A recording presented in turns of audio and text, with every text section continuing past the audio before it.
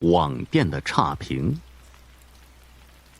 唐优惊讶地看着玉器店上的差评，渐渐地转为怒火。怎么回事啊？这2天怎么都是差评？他网店的东西卖的价格虽然都是其他店的几倍，可他卖的东西全部都是正品的，怎么会收到这么多的差评呢？无奈，唐优只好给买家打电话过去。您好，亲，我是精品玉器店的店家，请问您遇到什么问题了吗？我们可以为您解答，麻烦您把差评改一下好吗？改什么差评？你们这什么破店呢？破东西还卖得这么贵？对方根本不听唐优解释，直接破口大骂。唐优强忍下心头的不快。这位大哥，我们有话好好说好吗？请您说一下发过去的东西有什么问题？见唐优加重了语气，对方那位还不解气，继续逼逼叨叨骂了好几句才消停。你们发过来的东西根本就是碎的，让我怎么送老婆？问你们客服也不搭理人，什么东西呀？见对方越骂越狠，唐优愣住了。碎的，这怎么可能呢？哪个包装不是他自己亲手包好的？玉器放在锦盒里，外面还包了好几层东西呢，怎么可能碎了呢？好，那麻烦您把东西的照片发给我们好吗？我们就安排给您退款。略一思索，唐优说道。对方马上发来几张碎玉器的照片，唐优将照片放大再放大。真当他不懂行吗？这块玉器边上可有瑕疵呢。他大学学的可是玉器专业，否则哪敢出来卖玉器呀？立马照对方的手机号拨打过去。喂，这位先生，请你别没事找事好吗？这块玉根本不是我们店里发出的，麻烦您再找茬也找对人好吗？说完，唐优直接挂断电话。不过倒是轻松了不少，看这个男的情况，恐怕是别家店铺找来的差评师吧。唐悠悠又看了下面几条差评，都是玉器碎了。哼，唐悠不禁冷哼一声，差评也找个不同的借口嘛，真当他蠢呢。唐悠悠照着对方留下的电话打了过去。喂，您好，麻烦把差评改一下可以吗？一连打了4个电话，唐优感觉这件事儿真的不同寻常。刚刚打电话过去给那几个买家，所发过来的照片全是他们家店里的玉器，怎么会这样呢？事情闹到这一步，就绝对不可能是别的店家寻仇了。寻仇也没这么大手笔呀，那几个玉器可都是上了万的呀。难道是快递出了问题？想到这儿，唐优立马给楼下的快递公司打电话。喂，最近发快递的时候都是哪位呀？我的玉器都碎了，知不知道？帮我联系一下。他们这发的都是同城快递，所以一件货物都是由同一个快递员直接送出去的。喂，您好，请问有什么可以帮助您的？对方快递员接了电话，听声音听起来呢还很年轻。唐优刚刚在那客户那儿攒了一堆气，现在全撒到快递员身上了。你这小伙子怎么搞的呀？这几次我的东西都是你送的，这几件玉器都碎了，你知不知道？您是楼上的唐小姐啊？不可能啊！虽然客户没有当面拆开检查，我可以保证我没弄碎，就因为你的玉器，我每次发快递都很慢的。什么？唐优一听就火了，还敢狡辩，直接挂了电话，将这个快递员给举报了。可是还有一件事情他不清楚，如果真的是这个快递员把玉器弄碎了，那么最开始那个男的怎么解释呢？为什么要拿出一块假玉来骗自己？算了算了，不想这些了。唐优就安慰自己道，明天还要和阮琪出去玩呢。第二天，唐优早早的就起来，化了个美美的妆，准备出去和阮琪约会。悠悠，你最近有没有遇到什么不寻常的事儿啊？与唐优的容光焕发不同，阮琪则是无精打采的。怎么啦，阮琪？唐优看着阮琪憔悴的面容，疑惑道：“我最近遇到了一些怪事儿。”阮琪靠近唐优，低声说道：“什么事儿啊，把你弄成这样？”唐优一听就笑了。阮琪上学的时候可是班里出了名的天不怕地不怕。我梦到李欢拿着碎玉来找我了。李欢，就是你现任的前女友？唐优不解地看着阮琪。前阵子那个李欢还在他店里买了一块玉呢。不过，你先别打岔。阮琪有些生气地继续说：“你还记得咱俩上一次让他花几万块钱，在你那儿买了一个假玉镯吗？”“当然记得呀。”唐优说道。“那次可是平白无故赚了好几万呢，怎么了？想分红啊？”唐优开玩笑道。“别笑，严肃点儿。”阮琪终于生气了。见周围的人看向他来，阮琪这才压低声音说道：“李欢死了，他带着那块玉死的。这和你有什么关系啊？”唐优还是弄不明白。阮琪则哀怨地看了他一眼。“那天我让男朋友邀请李欢参加舞会，然后故意揭穿他戴的是假手镯。本来我就想让他丢丢面子，可谁知他一下就冲了出去，被车给撞死了。这次以后每天我就噩梦不断。”阮琪指着自己的黑眼圈：“我每天都能梦到他带着那件玉的残骸来找我。”“不是吧？就这么点事儿你就吓成这样？那是你心中有鬼。”阮琪继续说道：“我开始也以为是这样的，可你知道吗？何清也死了，他是在李欢头七那天晚上被吓死的。当时我正好在外地出差，才逃过一劫。”阮琪继续说着，看起来他对何清的死没有丝毫愧疚。“你最近真的没有遇到什么怪事儿吗？”阮琪再次确认：“一定是李欢的鬼魂回来了。”“没有啊。”唐优仔细想了想，最近确实没有什么怪事儿啊。同时心中也有一丝庆幸，李欢根本不认识他，就算寻仇也根本不会找到他的身上来。晚上，唐优辗转不安，如果真是李欢的鬼魂寻上仇来，他会不会有事？等等，他脑海中突然想起一件事情，阮琪一直在问他有没有遇到什么怪事，他还真的遇到过。这几天的碎玉不就是怪事儿吗？他以前一直以为是这个快递员送玉的，为什么以前就没出现过，偏偏李欢死了就出现这种事情呢？可他还是安慰自己不会有事的，阮琪不是还活着吗？再者说了，他只不过是给他一块假玉罢了，至于吗？大不了以后给他多烧点纸钱嘛。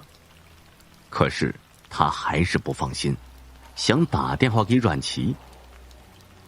喂，阮琪，我最近确实遇到了一件怪事儿。对方不说话。阮琪，你在吗？唐优继续问，同时心里也开始不安和迷茫起来。对方突然一阵怪笑，声音难听的直接冲进唐优的耳膜。不过是个女生，难道是李欢的鬼魂？我会去找你的。对方说完这句话，突然就挂了电话了。唐优紧紧抱住被窝不敢动弹，手机都是这个手机。唐优把手机卡取了下来，直直地冲向窗户，把手机卡给扔了下去。唐优总算松了口气，明天就没事了。唐优自我安慰道。怪笑突然从身后传来，唐优不敢回过头去。他突然想起来，刚刚在卧室门口有一个黑影一直在闪。你以为不回头就没事了吗？黑影突然说话了：“哈，不要杀我，我什么也没做呀！要杀就杀阮琪，是他指使我做的呀。”唐幽将过错全部推到了阮琪身上。阮琪嘛，唐幽感觉黑影又近了他一步，他长长的手指甲已经从他的背后滑到唐幽的脸蛋儿。他已经死了，我也给过你机会，可你不知悔改。黑影再也不手下留情，指甲狠狠地划向唐幽的胸口。店主在吗？东西已经下单了，怎么还不发货呀？电脑不知道什么时候开了，买家催促。一个黑影敲着键盘：“马上发货，亲，别着急。”神婆的诡异经历，生长在农村的小伙伴可能会接触到，每个村子或者镇子里都有这种人的存在。他们负责帮人看事儿、算命、破煞、驱鬼等等。这些人都是上了年纪的老头或者老太太。解放前，我们村子中就有一个神婆，她经历的事情太多了。在文化大革命中，因为某种神秘的力量保护她，竟然没有受到一点的伤害。而这个神婆在娘家当姑娘的时候，和其他大家闺秀是一样的，没有什么异样。但是嫁人过门后，就3天2头闹病，最后昏了3天，等醒过来以后，跟变了个人似的，什么算命、招魂、驱鬼，通通都会了。一开始只是给村子里的人看看，后来这名气越来越大，都传到省城里了。有一年，一个省城的人去找他呢，请他帮忙，据说是一家大户，家里闹鬼，来了5个人，一个管家模样的，另外4个是轿夫。等神婆准备好应用的道具，就跟着5人进了省城了。后来神婆自己叙说，他到那户大家，刚下轿，就看到这家被浓浓的阴气笼罩着，自己先占卜了一卦，卦象不妙，这事儿啊难办。神婆走进院门，看到一和尚和一道人正在院子中对着西厢房说着什么。那和尚和道人看到神婆走进来，纷纷施礼问好，神婆也回应了一下。这时一位员外模样的人就走了过来，说道：“今日有幸请到3位高人，我这西厢房最近闹鬼，不论什么人，只要走进屋子，必然会昏倒。命好的醒来后会大病一场，命不好的直接一命呜呼。短短10几日，已经有5个人被恶鬼害了性命，现在已经没有人敢进这屋子了，还请3位高人驱除这恶鬼呀。”3人简单的交流一下，决定今晚3人就在这西厢房里守夜，看看到底是什么妖魔鬼怪在作祟。那员外啊，叮嘱3人千万要小心，不可再伤了人命了。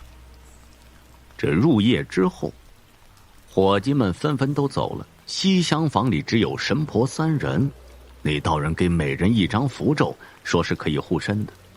和尚找了一个墙角坐下，口诵经文，道士用符咒把门窗全部封死，神婆则是警惕的看着房子的四周。当当当，前院打更的更夫敲响了竹杠。此时此刻已经是夜里子时了，屋子里一点变化都没有。3个人呢都有一些倦意了。片刻之后，呜呜的一阵低沉的呜咽声从房顶上传来。3个人睁开眼睛，看着一个大红色衣服的女子，就这么凭空的出现在房梁上，在上面挂着一条猩红的舌头，吐得很长，泛白的眼珠已经快要爆出眼球，显然这是一个上吊死去的女鬼。道士甩手一道道符咒就朝着女鬼打去，砰砰砰，一阵爆破声音传来，只见那符咒在女子1米开外全部爆炸开来，强大的阴气把这些符咒全部都阻挡下来。道士一惊，伸手抽出后背的桃木剑，就朝着女鬼刺来。一瞬间，女鬼就消失了。3人同时都懵了，不知道这女鬼是什么意思，也感觉到这女鬼的可怕。正宗的天师符都伤害不了她。就在大家诧异的时候，那女鬼又出现在房子的房梁上了。几人同时用法宝向那女鬼打去，下一秒女鬼又消失了。反复几次都是这样的结果。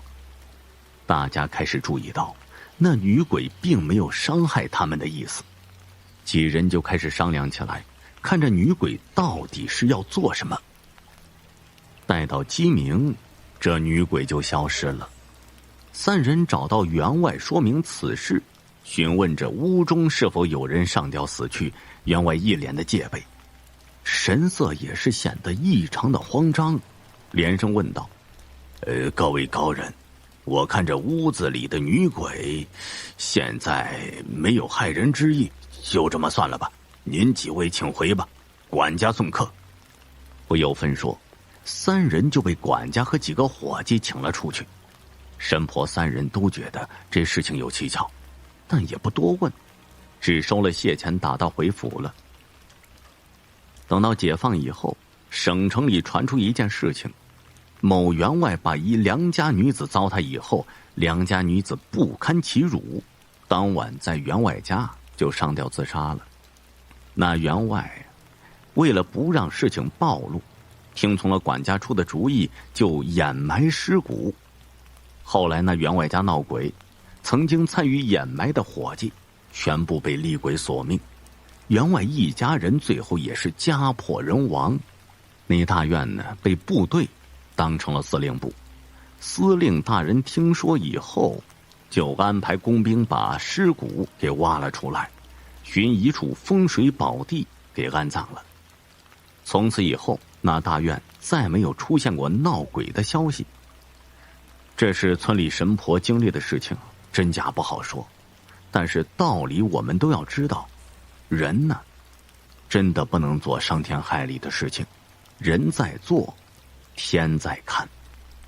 诈尸，很早就有诈尸一说，但是真正遇到的就不多了。听爷爷说，我太爷爷就遇到过一次。太爷爷是私塾的教书先生，在他那个年代也算是实实在在的文化人儿，因此在村子里德高望重。村中大小事务、红白喜事都要太爷爷主持大局。这私塾的院子里有一棵老槐树，不知道几百年的树龄了，3、4个人才能合抱抱起来。众所周知，槐树属阴，极易招惹不干净的东西。但是太爷爷一向对鬼神之说嗤之以鼻，而太奶奶又是迷信之人，就这样的2个人竟然生活了一辈子，倒也真是个奇迹。私塾前面的丁家办白事的经历呢，改变了太爷爷对鬼神的看法。那年的夏天，天气闷热的像要把人间变成蒸笼，丁家老爷子好像不愿意忍受着闷热，就于大早上离世了。太爷爷理所当然的又被请到丁家主持白事儿。丁老爷子离世当天呢，很平静的过去了。就在午夜，人们守灵的时候，看到一只黑猫窜到丁老爷子的尸体上。人们刚想去捉黑猫，只见白光一闪，随后听得天空咔嚓一个响雷炸开，雨哗哗的就下了起来了。一连串的变化太突然，等人们反应过来，黑猫早已不知去向了。于是大家呢想打会儿牌，毕竟守灵的一夜是枯燥的，更何况守灵之时遇见黑猫是不吉利的。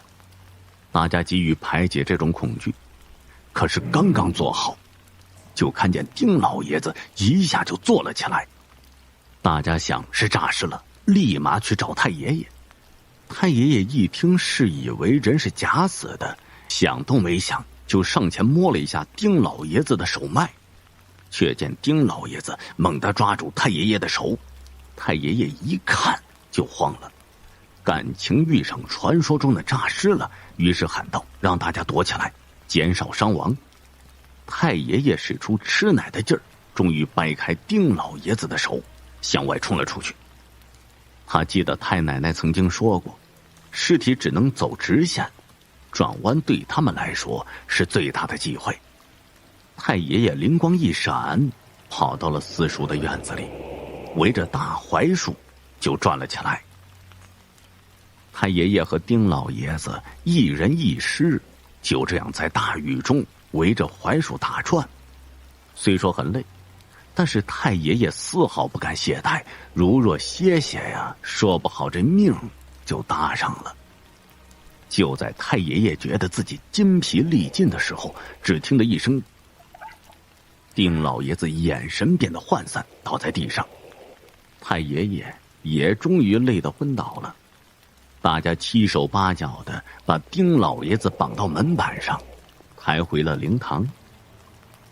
太奶奶则和众人把太爷爷抬回了家。原来是大家发现诈尸的时候，就去找了太奶奶。太奶奶捉来大公鸡，把它关在笼子里，又用白布遮起油灯，把整个屋子都照亮，让大公鸡误以为天亮了，打鸣，这才救了爷爷一命。因为鬼魂和僵尸都只能在夜里活动的，公鸡打鸣会让他们以为是天亮了，于是丁老爷子就倒在地上了。后来太爷爷做了个梦，梦里一位老者对他说，他是私塾院里的槐树，因近些年太爷爷经常帮他修剪枝丫，他也敬佩太爷爷的为人，故而保了太爷爷一命。只是他要成仙了，以后望太爷爷好自为之，远离阴性之物，方可长命百岁。自那之后呢，太爷爷便不再参与村里的白事。果真如树仙所言，太爷爷于101岁卒。你哭了。对于鬼神，我向来是不信的，毕竟作为新时代的有志青年，我们信奉的是马克思主义。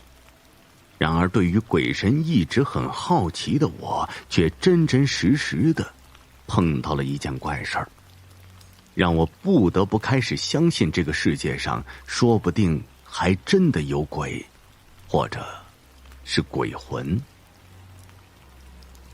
那是我上大2的时候，5·1劳动节放假回家，那时候老妈和老爸在外地，我就去了大姨家。大姨因为车祸摔断了手臂，5·1的时候刚好出院回家了。出了医院，大姨叫了一些亲戚过来家里一起吃饭，大家围着圆桌坐下，就开始聊家常了。大姨的嫂子是一个很迷信的人，大概60岁左右，可能他们那一辈人对鬼呀、神呐，都有着一些谜一样的虔诚。在我老家，每年都会叫8个或者10个会念佛的老人来家里敲敲打打念经，然后用他们的巧手做出各种漂亮的元宝、莲花灯、佛图等等，在我看来都是极其假大空的东西。然后每次到了亲人的忌日，或者是哪个神仙菩萨的生辰，都会把这些东西烧给他们，以表示对他们的想念和敬畏。因为老一辈的人总相信，这去世的人一直在家里关照着、关心着活着的人，而菩萨是会保佑他们平安和财源广进的。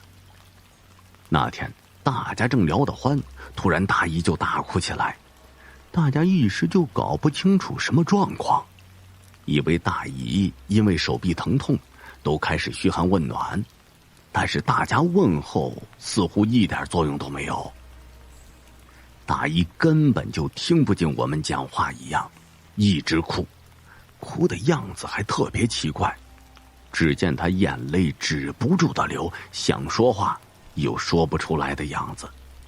这哭的似乎有点透不过气来，脸涨得通红。这时大家都慌了，但只有一个人很冷静的看着，这个人就是我大姨的嫂子。她很平静的说：“是妈上他身了。”我根本不信有鬼，我哥，我大姨的儿子也不信。我哥跟我说呀，肯定是因为之前钱的事儿。我大姨在假哭。大姨的嫂子接着说：“你看她哭的样子和妈生前是一模一样，妈肯定啊是有话想跟我们说。妈看到我们大家呀都在，也想出来让我们知道。”这说着，大姨呢真的就停住了哭声，但整个人感觉还是木木的。那诡异的场景让在场的大人们都震惊了，除了我和我哥。没过一会儿，大姨又哭了起来，和之前那一次呢是一模一样。这时大姨的嫂子连忙跑进厨房，拿来一把筷子，然后在嘴里念叨着什么，开始想把筷子竖在桌子上，但筷子怎么也竖不起来，老是东倒西歪的。这让我更加怀疑是不是他们自己在装神弄鬼。这折腾了一番以后，大姨终于不哭了，神情也恢复了正常，大家又继续吃饭，当这事儿呢就没发生过一样。大人都不让我们继续讨论。吃完饭，这人呢就渐渐散去了，家里就剩我大姨、大姨夫、我哥和我。我哥和我实在是好奇，想把这事儿给弄个究竟。我哥说：“妈，刚才哭什么呀？这么多人，突然就哭起来了。”我大姨就一脸诧异：“我什么时候哭了？这么多人在呢，不嫌丢人呢？”顿时我的汗毛就竖起来了。我看到我哥的表情变得也僵硬了。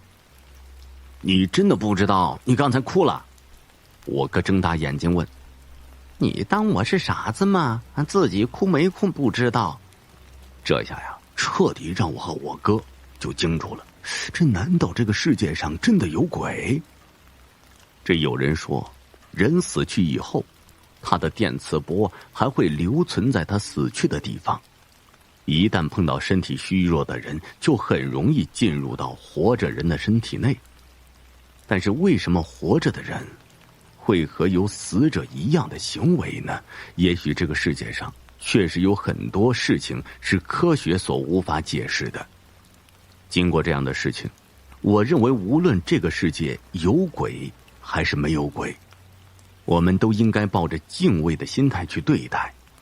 我们应该尊重老一辈人对逝者的缅怀的方式，对神明的敬仰之心。相逢，都说这世界之大，无奇不有，可这真是神奇的玄乎，但却是真人真事儿，就发生在我们这个时代。如果不是亲耳所闻，说什么我都不会相信的。吉林省林树县白山镇有这样一户平凡的人家，户主刘明是本镇中学的教师，妻子王丽是一位地税局的税管员。夫妻俩呢结婚10年，女儿刘丹丹现年8岁，已经上小学2年级。就这样一个普普通通的家庭，却因为女儿丹丹的意外事故闹得是沸沸扬扬，人尽皆知。事情起源于刘明想调到县里中学任教，为了提前知道调动的结果，刘明找到当地有名的算卦先生胡老给掐算一下。这一掐算不要紧，刘明气的是不打一处来。这胡老说，调动的事情有眉目，就是你家呀不应该有女儿，而应该是儿子。刘明心里觉得这纯粹是胡说，自己的女儿都上学了，真不靠谱。为了解除自己的疑惑，刘明又去外地找名人批八字，结果和胡老的说法相同。这刘明夫妻吃惊之余，只能置之不理了。转眼1个月过去了，一天放学，刘明骑着自行车拖着女儿回家，迎面一辆面包车直直的奔自己过来。刘明赶紧扭动车把子，谁料后座上的女儿掉在了人行道上，头部砸在马路牙子上，当时就没有生命迹象了。这突如其来的灾难击垮了刘明和王丽，夫妻俩是如何都不能接受这样的事实。就在王丽哭得死去活来之际，恍惚间王丽看到女儿丹丹。丹丹告诉妈妈别太难过了，自己不应该是这个家庭的女儿，现在就要去别处了，天意难违。王丽逐渐就意识恢复了，终于止住了悲伤。了无生趣的日子过了3年，一天晚上，王丽梦到女儿丹丹，女儿告诉她自己已经出生在外地的一个家里，家庭地址说的是清清楚楚明明白白，又告诉王丽说她马上就会怀一个男孩，让她好好保重身体。醒来的王丽恍若隔世，马上将事情告诉了丈夫。这刘明觉得是日有所思才会夜有所梦，安抚妻子别多想，这件事儿就这么平淡的放下了。可是1个多月后，王丽有了妊娠反应，这又让夫妻吃惊非常，只好好好养胎。这10月怀胎后，王丽顺利的生下一个大胖小子，久违欢乐的家庭有了新的生机。儿子满月以后，王丽夫妇再也等不及了，按照女儿丹丹提供的地址去找转世的女儿。这说来真巧，丹丹新出生的家庭也姓刘，给她起的名字也是刘丹丹。这刘明和王丽辗转找到了新的刘家，当时丹丹已经4岁，正在屋子外的空地上玩耍，小模样就是自己的女儿。这夫妻俩紧紧搂着孩子，丹丹竟不觉得陌生。刘明和王丽走进新的刘家，迎面呈现的是让人心酸的一副样子。丹丹的妈妈是个罗锅，看着身体不太好。丹丹的爸爸是拄着一条拐的残疾人。这满屋里没有一样是像样的东西，炕上还躺着一个几个月大的男婴。这样的一个家让刘明和王丽夫妇有些钻心的疼痛。刘明和王丽谎称自己是助贫的爱心人士，听闻刘家现状，要认丹丹为干女儿，好好的帮助这个贫困的家庭。丹丹的父母自是喜出望外，可算盼来一个救星了。从此刘明王丽就奔波于2个家庭之间，他们觉得是在抚养自己的女儿。夫妻俩拼命的赚钱，因为有1双儿女需要他们，甚至于女儿的父母兄弟也是自己的责任。也因此，刘明夫妇还获得当地政府颁发的扶贫爱心奖。相信他们的爱心会一直延续到终老，这个故事也会一直流传下去，直到成为传奇。灵媒，这灵媒呢，是西方通灵者的称呼，在中国一般称之为巫师或者巫婆。当然了，东北民间还有一种更通俗的叫法，跳大神儿。灵媒这个职业发展了2000多年，经久不衰。即使是在21世纪的今天，繁华的城市中还会有某个角落上演着请神或者请鬼上身的把戏。我呢，是一名大学生，对于鬼神之事向来只是当作奇闻异谈，供茶余饭后聊天解闷罢了。而奶奶年近古稀，一辈子生活在农村，没有接受过教育，对于世界的认知来源于村中长辈的口耳相传。虽说奶奶见识过繁华，了解了现代科学技术的发达，但她内心深处对鬼神始终抱有一定的敬畏，对神佛是由衷的敬仰。好在奶奶不是完全的封建迷信，所以我与父亲也并没有戳穿一些别人用来忽悠奶奶的江湖把戏。一次饭后闲聊，奶奶跟我父亲说，她跟爷爷通了话。父亲一惊，我却笑笑，奶奶，爷爷都走了20多年了，你怎么跟他说的话呀？难道现在开通了底下与上面的通讯服务吗？爸爸瞪了我一眼，然后看向奶奶，示意她继续说。哎呀，要真能给底下打电话也就好喽。我是听人介绍找了城南那一位灵巫的，这巫婆呀可神了，她能找到底下的鬼魂，然后请她上来附在自己身上，虽说只有10几分钟，但能跟底下的人说说话呀，也是好的呀。听到这儿，我和父亲都笑了。原来是一个江湖骗子，且不说有没有灵魂的存在，还地底下。这么说，天上也有神仙了。那爸上来以后说了什么呀？父亲显然被激起了兴趣。我还是去年找的灵媒，我当时去了以后也怕是骗子，我就什么都没说，就跟他讲了姓什么，然后就奇怪了，他仿佛知道我要找你爸一样，没一会儿啊，就看到灵媒的身体一阵抖动，这说话的声音开始变得沙哑，然后就看他那眼睛又看得让人瘆得慌。突然他就大叫一声，来了。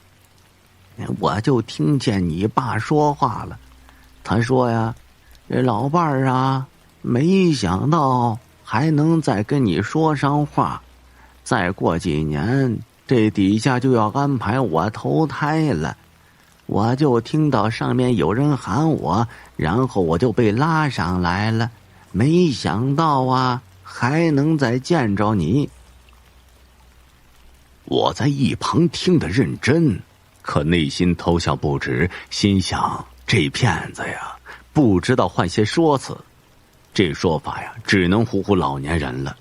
奶奶又继续说道：我刚开始也不信，我没有说话，就一直让他说，然后你爸就一直说对不住我，说他走得早，这留下当时我和4个孩子，现在2个儿子都成家了，2个女儿都嫁人了，他在底下看得开心。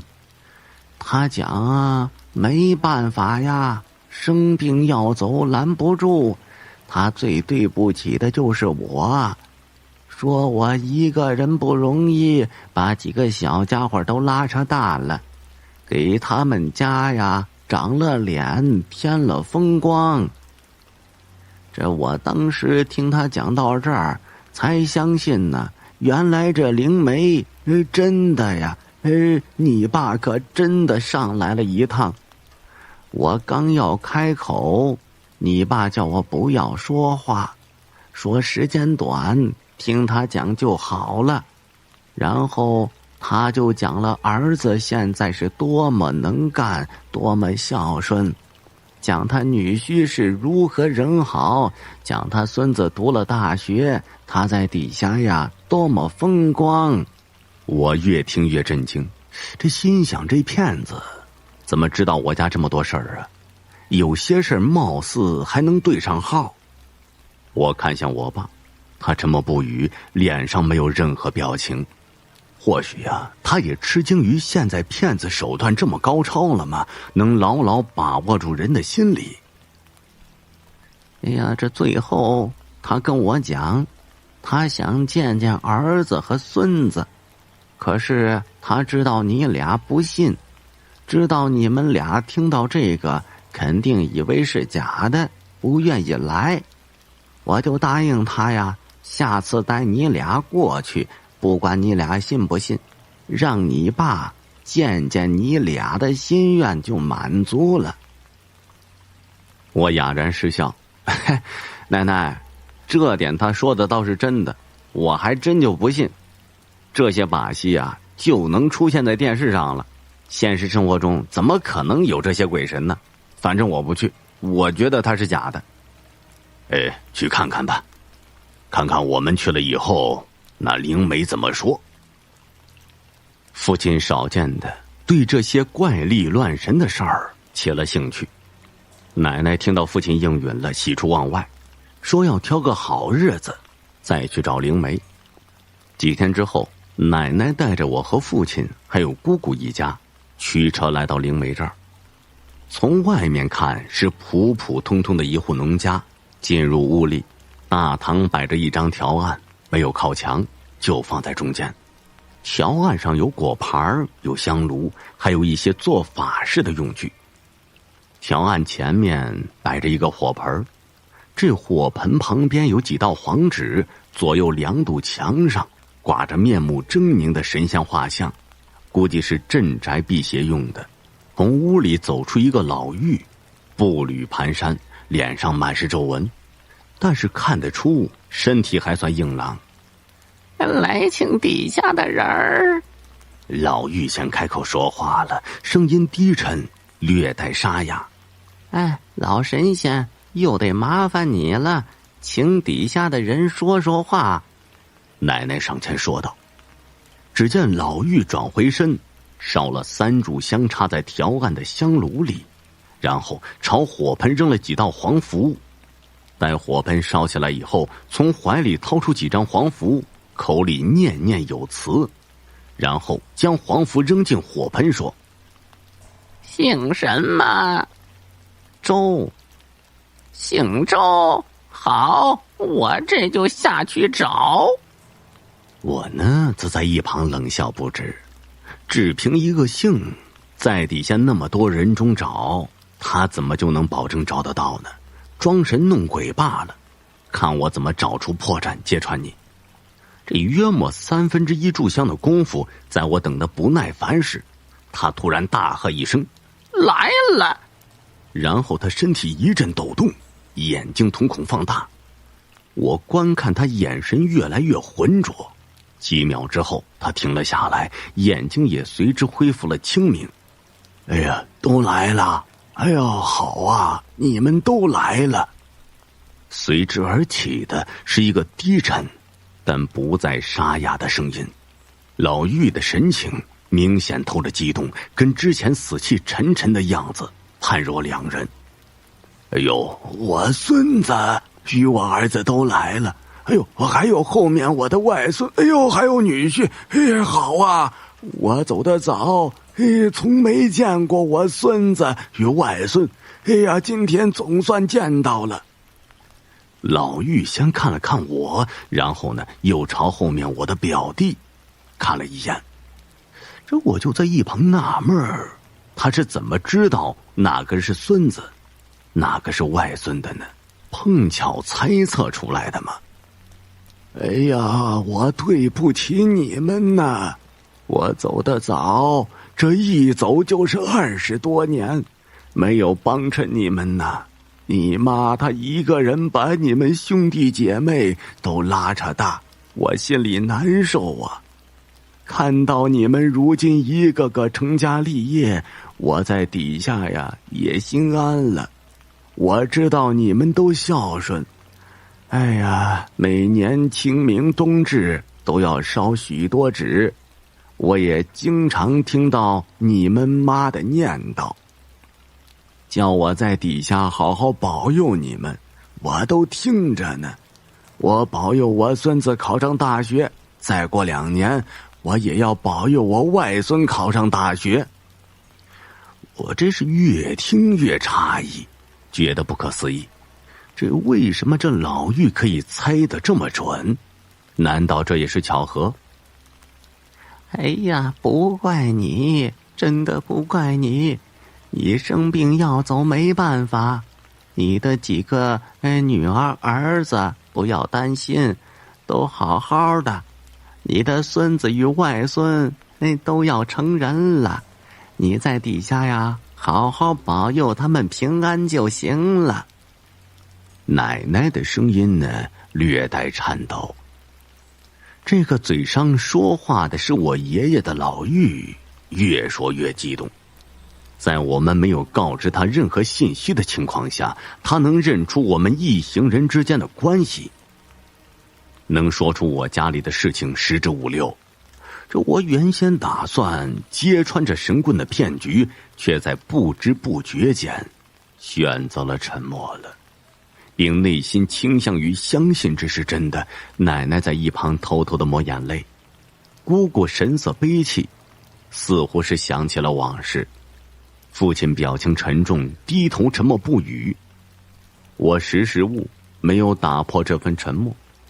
从没见过爷爷，就算这是假的爷爷的声音，听一听又有何妨呢？哎呦，我要走了，时间到了，我很激动，很高兴，我会在底下看着你们的。声音越来越小，然后看到灵梅又是一阵哆嗦，又恢复了原先的模样。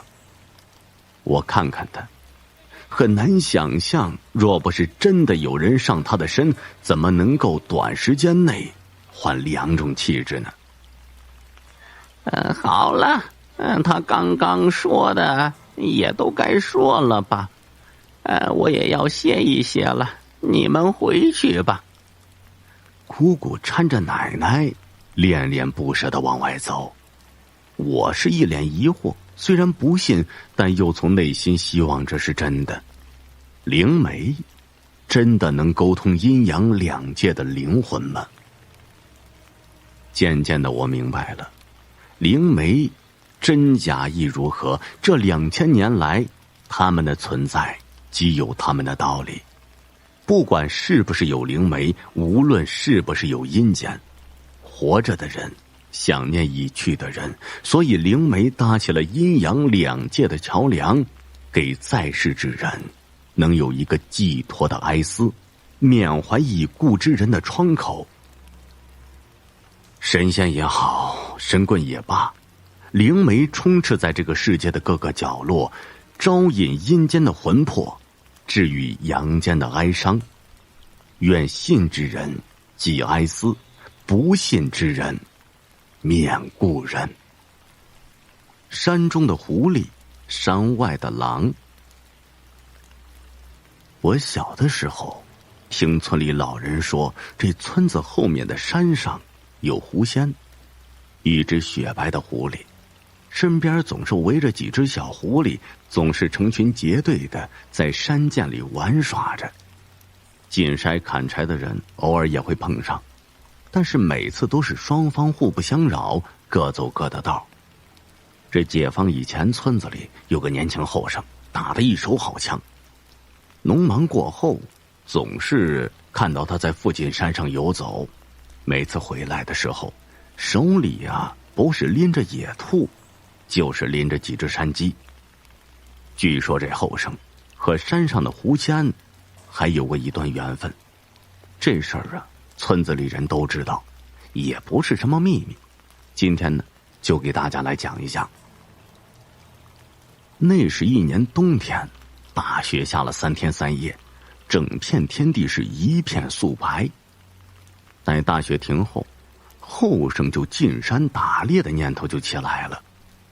现在进山打猎正是好时候，动物都出来寻找食物，凭自己这枪的功夫，这回能好好的赚上一笔了。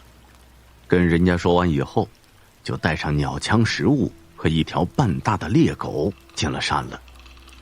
刚进山不久，这后生就发现了野味了，只不过都是死的，可以看出来野物是出来找食物的，被活活冻死了。这后生就把这些死去的野物全部收起来，继续往深山里走。可是呢，越走越瘆人，空旷旷的山里，除了刚才捡到的几个死去的动物，就什么都看不到了。这后生真的怀疑是不是雪下的太大了，把这山上的动物全都活埋了，冻死了。这临近中午，简单的吃了点食物，准备出山回家，隐约的就听见有动物的叫声，声音很小，而且很稚嫩。这后生就顺着声音走了过去，转来转去，就到一个背风的石缝处，只见得7、8只小狐狸团在一起瑟瑟发抖，一个个呀是饿得皮包骨。也不知怎么的，这后生就动了恻隐之心，拿出一只死去的野兔，用刀把兔肉割成小条，用手拿着喂那些小狐狸。这7、8只小狐狸，一只兔子哪够吃的呀？没过一会儿，自己捡的野物啊，全进了小狐狸的肚子了。好在这些小狐狸也吃饱了，有几只已经睡着了。这后生又在附近找了一些枯树枝，在小狐狸附近生起火来，添了足够的树枝后，就带着狗回家了。那后生回家以后也没把这事儿放在心上，当晚迷迷糊糊做了一个梦，梦中出现一个美貌的妇人，那妇人带着后生来到一家大户中，说是要宴请这后生。酒过3巡，菜过5味，那妇人一挥手，7、8个大小伙子走到后生面前，扑通通全都跪下了，口称谢恩公救命之恩。那妇人对后生说道：公子救我8个孩儿，我保公子8年的人间富贵。说完一挥手，这后生就醒过来了。这一想了想这个梦，笑着说：难道自己碰上狐仙了？狐仙还要报恩不成？又过了1个月，这后生拿着打到的猎物到省城去卖，恰巧就碰上了一个大家闺秀，2人是一见钟情，私定终身。千金小姐下嫁穷小子，这着实让村子里的人羡慕不已。那新娘子带来不少的钱财，足足让一家人花了8年时间。8年间，这后生整日是游手好闲，什么农活都不做，靠着媳妇儿的陪嫁过日子。直到嫁妆花完了，这后生才开始恢复庄稼人的身份，农忙种庄稼，农忙结束呢，就去山里打猎。据说他去世发丧那一天，村后的山中传来一群狐狸的哀嚎。老人常言，狐黄白柳灰5大仙家，狐家有恩必报，看来呀，这一点也不假。梦游惊魂。阿坤是盘县养鹿班的一名项目主管，在阿坤所在的单位接到盘县青山村道路111项目改造工程的通知后，在7月中旬的一个早晨，阿坤带领着20余名养鹿班的工人一起向青山村进发。早上6点半，阿坤乘坐着重卡，带领着养鹿班的工人从盘县的县城出发了。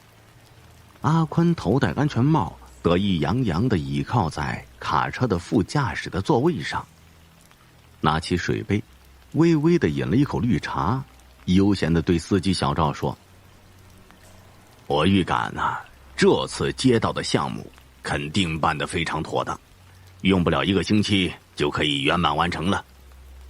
这司机小赵也是笑呵地附和道：既然主管都这么有信心，那我想此次任务一定是志在必得喽。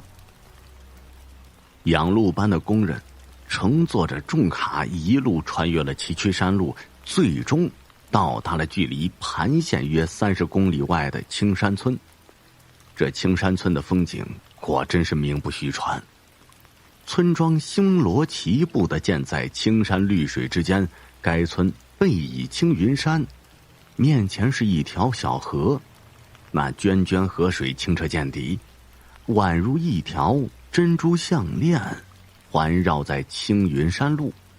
雨后，山路被一团雾气笼罩着，那村庄又如琼台仙乐一般，如此美景使人流连忘返。阿坤一行人下了车，然后在距离村庄约500米处搭建了临时工棚。阿坤对工人们说：“明天一早就开工。”夜晚，这工人们就围坐在草地上，一边聊天一边仰望着夜空上的点点繁星。徐徐微风拂面，令人如醉如痴。第二天一早，工人们都开工了，在水泥搅拌车的配合下，一天的功夫，他们就完成3公里道路的铺设。夜里，大家伙都累得是精疲力尽了，进了工棚，立马倒在木板床上，呼呼大睡起来。到了午夜1点钟左右，工人们都沉浸在梦乡之中，工棚里顿时是鼾声一片。这时，小赵忽然觉得尿急，想起身到外面撒尿。他不经意间一回头，只发现原本躺在木板床上的阿坤不见了。小赵就惊慌地往工棚外跑去，他左顾右盼，也没看见阿坤的人影。小赵更加的着急了，他一边跑一边大声地喊着：“阿坤，阿坤，你在哪儿？快回来呀！”忽然，小赵就看见不远处的小河边有一个人影笔直地站在那里，一动不动。那人的身体很僵硬，并且把手抬起来。他走近一看，发现竟然是阿坤。小赵又对着阿坤喊了2声，可是阿坤仍然背对着他一动不动地站在那儿，丝毫没有一点反应。这小赵就心想，这阿坤该不会是在梦游吧？他犹豫片刻，又想起以前听人们常说的，在梦游中的人是不能被叫醒的，否则有可能立马就死掉。但是呢，他又担心阿坤会继续往河里走，这样呢也会有危险。于是小赵就小心翼翼地靠近阿坤，然后一只手托着阿坤的腰，另一只手托着他的双腿，颠颠倒倒的把阿坤抱回了工棚，并放在床上。到了第2天中午歇工吃饭的时候，小赵跟工友们说起昨天晚上阿坤梦游的事儿。阿坤也坐在旁边，他一只手端着饭盒，另一只手握着筷子，咽了一口饭说：“我不信，哪有这么邪门的事儿啊？这事儿我以前从来没碰到过。”吃过午饭后，阿坤和大伙都回工棚歇息了。他在床上躺了一会儿，突然就醒过来。他回想到曾经听村民说过，距离青山村不远的山头上长满了油松，可是现在没人敢去砍伐，因为以前听说凡是上那座山砍伐的人都没回来。阿坤呢，就从床上爬起来，然后走到门边，拿起挂在门后的柴刀，一人握着柴刀就走出了工棚了。阿坤快步来到那座山上，他一边走一边用柴刀劈砍身边的树枝和荆棘。当他看见眼前的一片翠绿的油松时，不由得眼睛一亮，兴高采烈地往前奔着。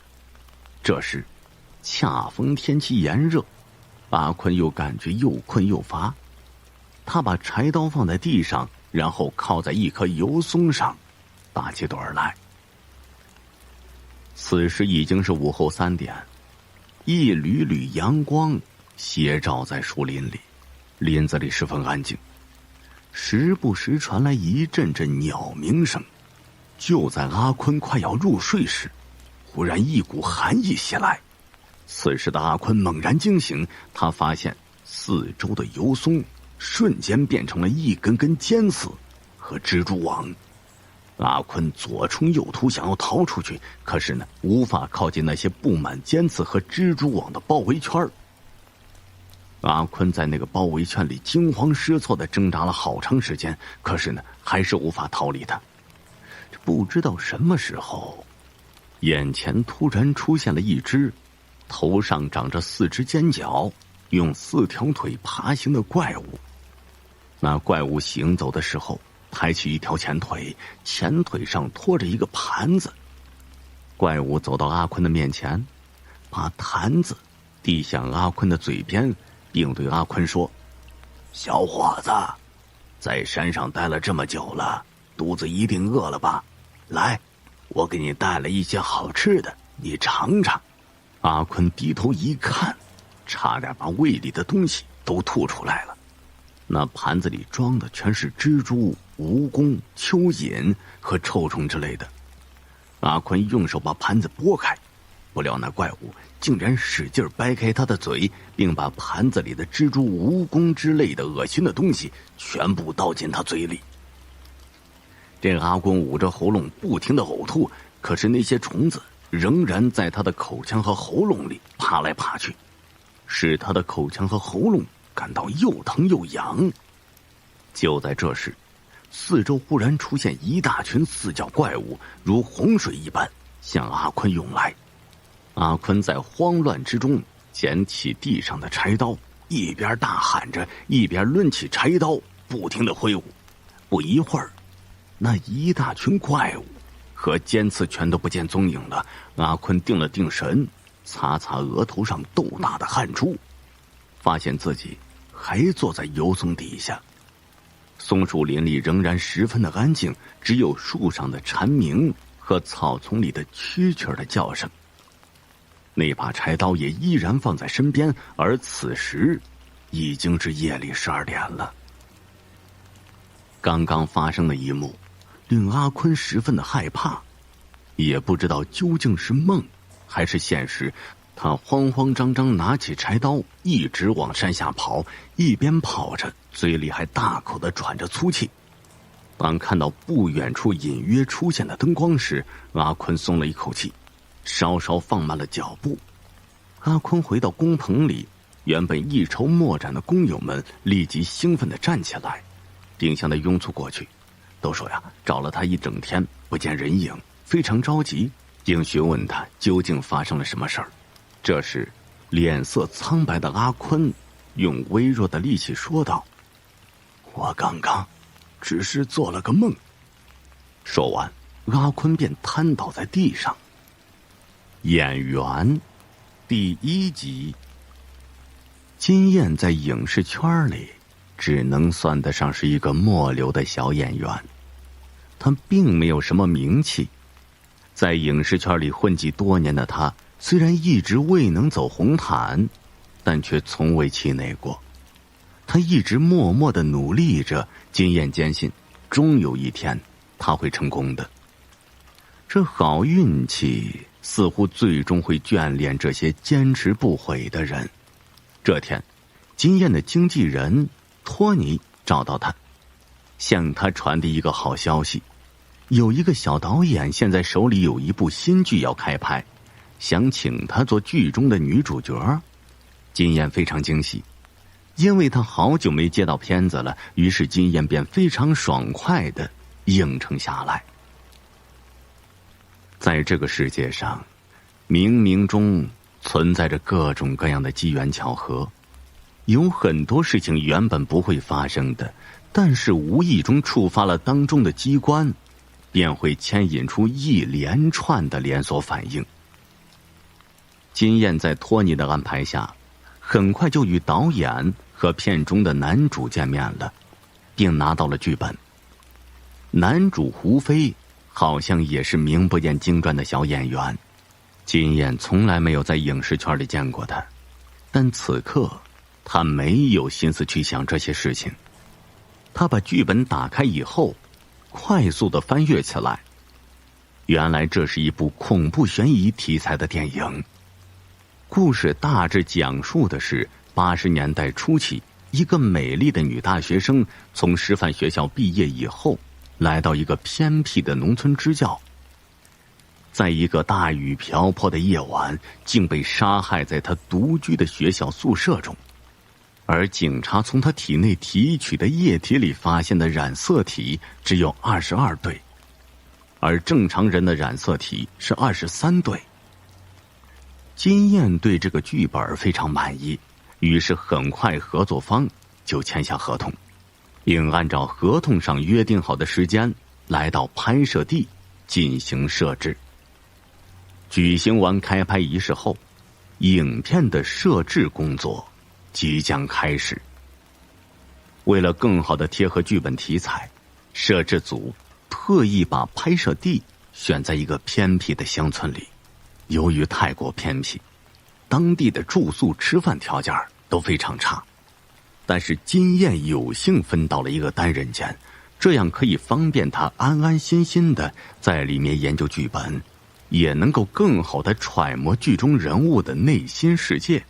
晚上吃过饭后，金燕独自一人坐在床上研究剧本。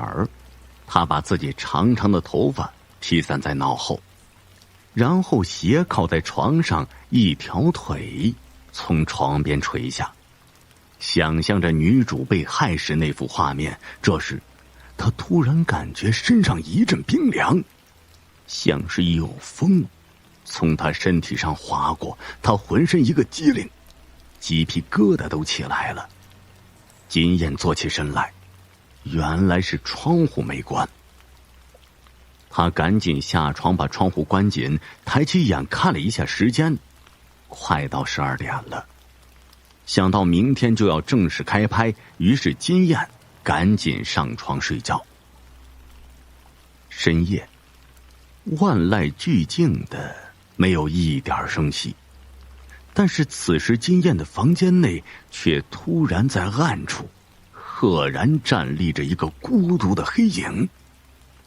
他静静地望着熟睡中的金燕，一动不动。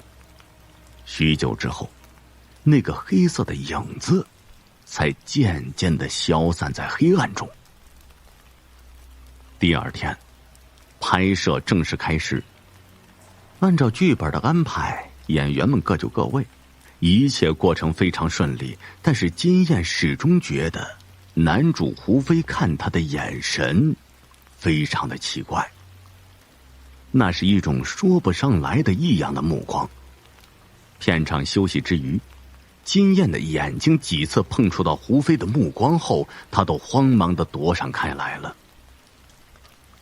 晚上，金燕洗漱完澡，换上睡衣，那是一件长长的大红浴袍，此时正松松地系在金燕的身上。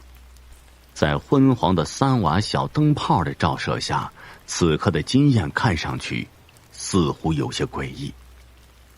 她坐在床上，将头发全披在眼前，幻想着自己就是剧中的女主角。这是她脑子里慢慢出现了剧本里的情节。一个下雨的寂静夜晚，我独自一个人坐在昏暗的灯光下，为学生批改着作业。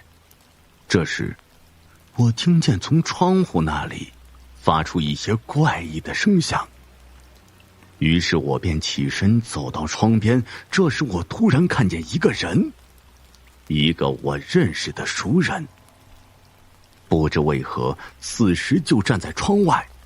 我不禁发出一声惊呼。这时那人双手突然抓住窗台，一扭身，竟然翻身而入，然后便一步一步地朝我走来。那人将我按倒在床上，然后大力地撕扯着我的衣服。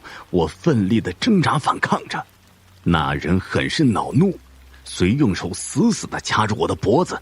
这时我感觉呼吸越来越困难。此时的金燕似乎确实感到呼吸非常困难，她缓缓倒在床上昏睡过去。一个黑影从墙角的暗处闪身而出，他缓缓地来到床边，注视着金燕。突然他身上发出了阵阵绿光，然后这些绿色的光芒飞向金燕，将她完全笼罩住。演员第2集。影片的拍摄继续进行，金燕的表演非常到位，一举一动都非常贴合剧本。简直就像是剧本里的女主角活了一样，亲自来参演一样。所有人都在为金燕的精湛演技而喝彩，没有人注意到，此时片场里有一个人的眼睛里露出了那惊恐万状的眼神。晚饭后，金燕仍是把自己关在屋里，坐在床上揣摩剧本。那人半天后，终于松开掐住我的脖子上的双手。当其看向我的脸时，竟不禁地吓出啊的一声。此时我的脸已经青紫的像一个秋天的茄子一般无益，一丝鲜血从我的嘴角缓缓地向下流淌。那人用手一探我的鼻息，发现我早已经气绝身亡。这时从其嘴角发出了一句恨恨的骂声，然后用手胡乱拨开我身下的衣物抚在身上。势必那人便翻窗而逃，而窗外的暴雨依然如旧。这个时候，金燕突然感觉头脑一阵眩晕乏累，闭上眼睛就睡过去了。与此同时，一个黑影如期而至，依然用身上的绿光笼罩住了金燕。影片继续开拍，女主角金燕静静地躺在解剖间里，法医正在对其进行解剖。一名警察站在旁边观看尸体。突然，金燕坐起身来，双手死死掐住那名警察。那人赫然正是剧中男主胡飞。只见金燕的眼中冒出阵阵绿光，桀桀的怪笑，对着男主说道：“30多年了，终于让我等到这一天！你好好看看我究竟是谁。”这时，金燕的脸开始扭曲起来，然后慢慢的变成一张陌生女人的脸。是你！胡飞惊恐的睁大了眼睛道：“你还能认出我来，真不容易呀。那好，今天就让我们做个了断。当年你掐死了我，现在我就一报还一报，拿命来吧。”金燕说完，双手一用力，就听到胡飞的颈处发出了一阵咯咯咯的声音：“救我！救我！”胡飞用尽最后一丝力气望向周围的人说道，继而他的面色便由青到紫，舌头也掉了出来，嘴角有一抹鲜血不断的往下流淌着。此时他的眼神也渐渐开始涣散开来。周围片场的人都惊呆了，这时他们惊恐地看到，从金燕的身上突然腾起了一阵绿光，光圈渐渐形成一个女人的身形，但是模糊不堪，不可辨认。只见这个身形隐约的是个女人的身形，对着金燕就是一拜。虚空中传来一个低沉的声音：“谢谢你，让我今日得报此仇，将来你必有好报。”话毕，女人本就模糊的身影像被一阵风给吹散了一般，顷刻间便消失得无影无踪了。片场中的人终于缓过劲儿来，他们冲上去扶起金燕。这时的金燕的脸已经恢复她本来的样貌。我这是怎么了？她恍然无知地向众人问道。有人打了报警电话，毕竟是出了人命的，警察们迅速赶到现场，将胡飞的尸体和在场的一干人等都带回了警察局。后来，警察们通过对现场人员的询问以及细致的调查取证，并结合案情，惊讶地发现死者胡飞竟然是当年那起凶杀案的凶手。原来金燕所演的这部影片取材来源于一个真实的案件，而剧本的作者正是胡飞。胡飞原是与当年案件中被杀害的女教师是同一所学校的老师。胡飞原名胡飞，草字头的飞，没有人知道他是一个隐姓人，其染色体只有22对。当年在学校里，他一直扮演一个老实本分的女老师。他一直垂涎于那个被害女老师的美貌，所以经常在深夜里潜伏在那个女教师的窗前，对其进行窥视。案发那个雨夜里，他原本只想与其行好事，但没想到竟遭到那个女老师的剧烈反抗，冲动之下竟然失手将她杀死。案发后，任谁也不会怀疑到他这个老实的女老师身上。加上当年的刑侦手段有限，那天又是暴雨天气，很多重要的证据都被破坏了，所以这案件呢一直是悬而未破。案发的几年之后，他从学校里辞职，来到这个陌生的城市里，他改名为胡飞。岁月变迁，几经沉浮，他竟摇身一变，变成了一个作家。在各大刊物上发表的文字已达100余万字，鬼使神差的，他竟然把当年那个案件写成了剧本，并推荐给一位导演。他对导演说，不需要任何费用，只要让他在剧中饰演一个正义的警察的角色即可。这大概就是冥冥之中自有天注定，影片的拍摄地竟选在当年的案发地，而那个被害的女老师的魂灵居然一直都没有消散。连日来，他一直潜伏在金燕的身边，用意念将当年的案件过程还原在金燕的脑海里。这也是金燕在影片中的演技显得格外的精湛的原因之一。这天，他终于得以趁机附身到金燕身上，并在片场里于众目睽睽之下借金燕之身掐死了胡飞。至此，其血海深仇终究得报。当年的悬案终于大白于天下，而金燕凭借此片背后离奇诡异的案件事实真相，竟然在影视圈内一炮走红。如今他的事业可谓是如日中天，前途不可限量。这大概就是那女鬼消失前所说的好报吧。